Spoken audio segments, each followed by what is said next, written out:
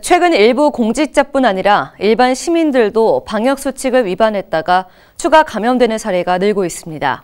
상당수는 5인 이상의 모임 금지 등 기본적인 수칙을 외면했다가 집단 감염으로 이어지는 경우입니다. 보도에 황정환 기자입니다.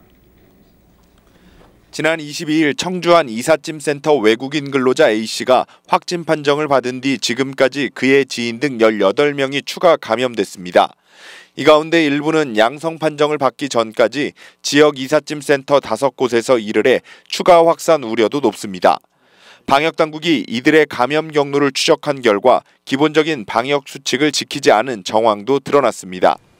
A씨와 접촉했다 확진된 외국인 두 가족이 방역 수칙을 어기고 모임을 가진 것이 밝혀진 겁니다.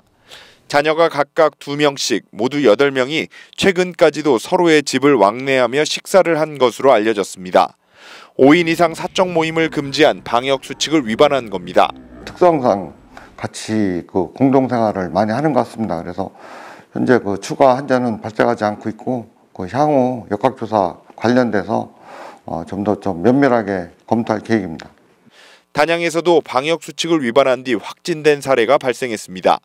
지난 25일 충남 논산 지역 확진자를 접촉한 60대 B씨 등 2명이 확진 판정을 받고 이튿날 B씨의 지인 3명이 추가로 감염됐는데 이 과정에서도 5인 이상 사적 모임 금지가 지켜지지 않았습니다.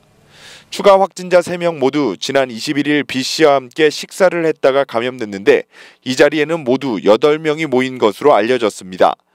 나머지 참석자도 추가 확진이 우려되면서 방역당국은 추가 검사와 함께 이들에 대한 과태료 부과를 검토하고 있습니다. 하지만 방역수칙을 위반했을 때 과태료가 10만 원에 그치는 데다 추가 형사처벌이 없다 보니 권고 수준 이상의 강제력은 담보하기 어려운 게 현실입니다. 예, 그럴 가능성이 많아요. 왜냐면 사적 모임 5인 이상 못 모이게 했는데 그래서 지금 그거는 저희들이 지금 역학조사 중에 있어요. 일부 공직자들에 이어 일반 시민들까지 기본적 방역 수칙을 위반했다가 집단 감염의 빌미가 되는 사례가 늘면서 지금이라도 처벌 수위를 높여야 하는 것 아니냐는 목소리도 커지고 있습니다. HCN 뉴스 황정환입니다.